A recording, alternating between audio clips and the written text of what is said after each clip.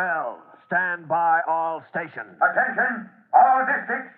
A 5-alarm fire. 5 bells. Move in immediately. That's it. Let's roll. Let's go. Firefighters.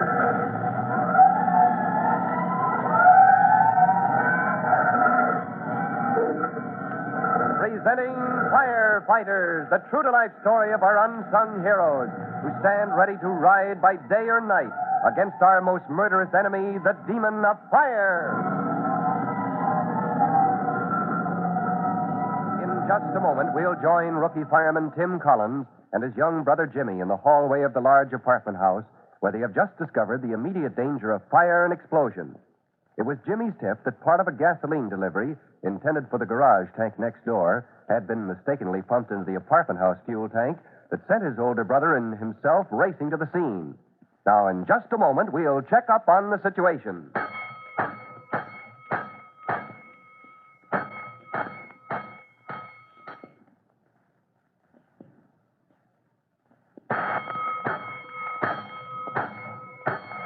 Let's go, firefighters. Let's go to that apartment house next to the garage where every minute brings closer the danger of gasoline being fed into the furnace in the basement.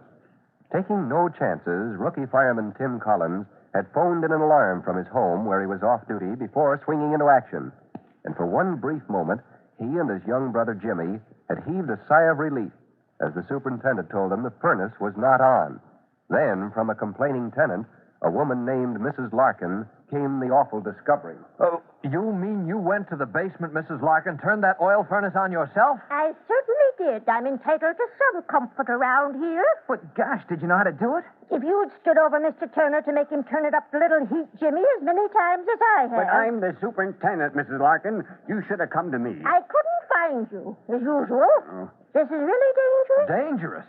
Good grief, ma'am. There's gasoline in that fuel oil tank.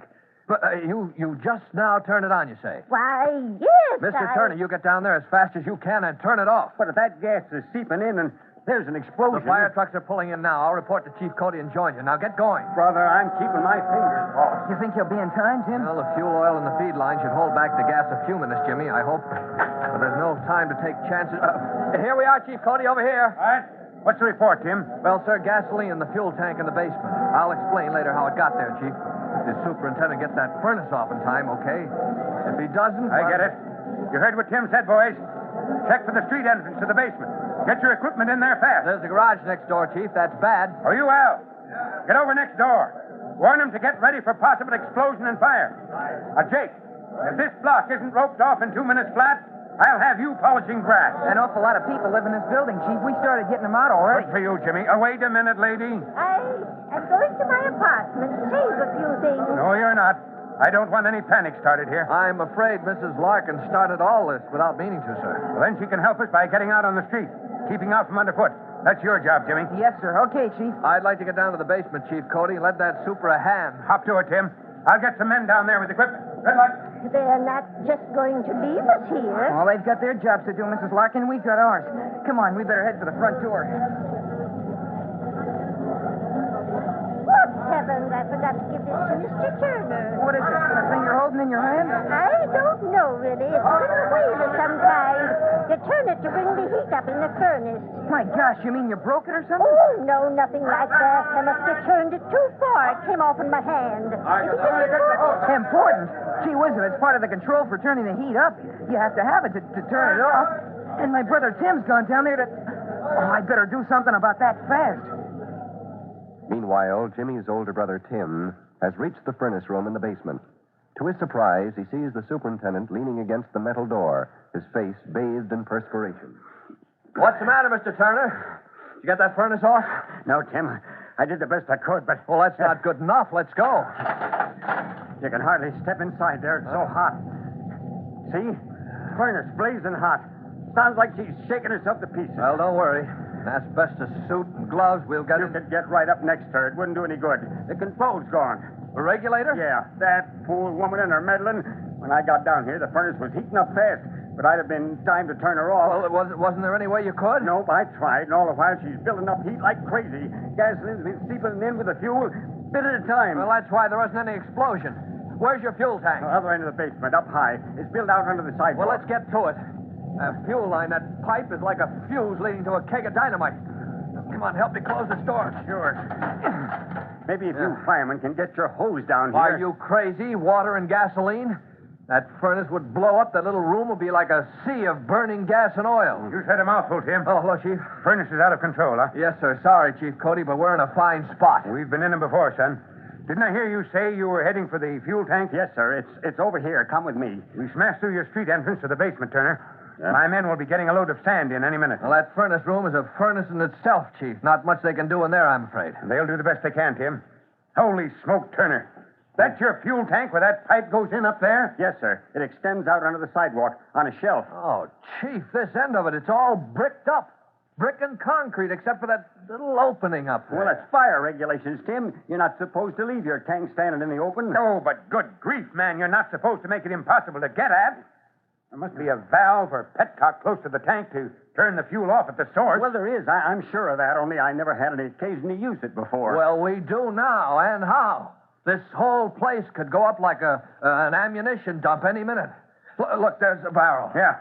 Give him a hand rolling it over here, Turner. Sure. Now, if you climb up on it, Tim, we may be able to reach into that opening. Cut off the feed line from the tank, huh? Yeah, that's the idea, Chief. Here we are. It was the super before me bricked this up, Chief.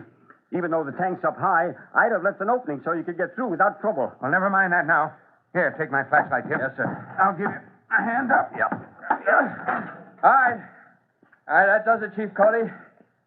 I can see that petcock on the tank, but I couldn't reach in that far in a month of Sundays. You mean you can't get at it? No, sir. That opening's so small a man couldn't get through it. Oh, blast all superintendents who seal their tanks up so you can't get at them. Look out, Turner. We're coming down. We better get out of here while we're still alive. Well, whoever walled that tank up left so much space between it and the petcock, you just can't reach it, Chief. Well, we'll just have to smash our way through. Let's get back upstairs for equipment and men. You haven't got time to do that. That's the only way to shut off the feed line to the furnace. You don't get me down here again, not with this whole place ready to blow sky high any minute. Nobody's asking you. That's our job. Well, it'll be ticklish work, Chief. Working against time. You're telling me. I hope they've got the people out of this building. Yes, sir, and the block roped off. I can't order any man to take a chance down here smashing through that wall to get at a tank that may blow up in their faces. Well, so you ask for volunteers. And I'm the first, Chief. Let's get up those stairs. Yeah. As the three men race up the basement stairs and emerge into the hallway, the first person they see is young Jimmy Collins coming toward them. For Pete's sake, Jimmy, what are you doing in here? I thought I told you to get that Mrs. Larkin out of the building and stay out yourself, son. Oh, I didn't mean to disobey orders, Chief, but I had to come back. Well, we'll talk about that later, Jimmy. You get along outside and don't argue. Oh, I don't mean to argue, Tim, but I wanted to get down the basement and tell you something. But the firemen were making everybody move out, and they wouldn't let me in. Well, certainly not, Jimmy. Looks like they got most everybody out of the building now, Tim. Well, gosh, won't you listen to me? There's no time, Jimmy. You don't know what can happen here any minute. But I do. There may be an explosion because you couldn't turn that furnace off. How do you know that, son? Al, come here a minute, will you? When I got Mrs. Larkin outside, I found what she had in her hand. See? Well, that's the control part that was missing, Chief.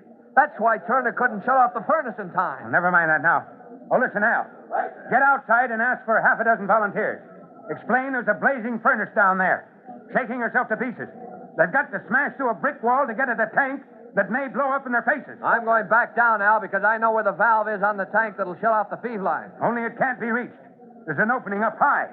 It's so darn small, nobody but a kid could crawl through it. Oh, gee whiz, won't it take time to smash down a wall? Of course it will. More time than we've got. Well, then you'd better let me do it, Chief.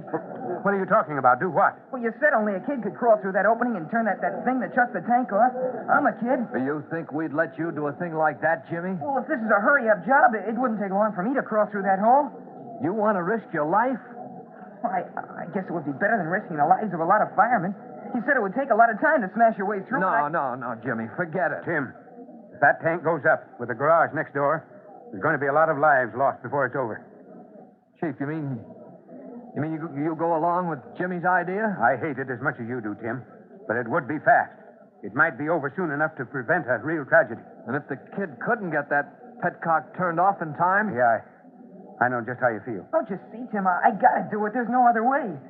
Oh, no, I can't let you, Jimmy. Think of Mom. I could do it. I know I could. I'll come through all right. We'd pray you would, Jimmy, but... Well, this is one case where I don't give the orders, Tim. Jimmy's your brother. You'll have to say the word. But you'll have to say it one way or the other fast. Time is something we haven't got. Chief Cody has handed rookie fireman Tim Collins the toughest decision he ever had to make. He saw the opening to the tank. He knows Jimmy is small enough to be boosted up so that he can crawl in and shut off the valve on the tank. It might be in time to save scores of lives, and yet, would it? Even though Jimmy is anxious to help, can Tim let him take the risk? To learn what happens, be sure to listen to our next exciting episode of The Firefighters. In just a moment, Chief Bob Cody will tell you, boys and girls, how you can help the firefighters in your own town. But first, here's a message you ought to hear.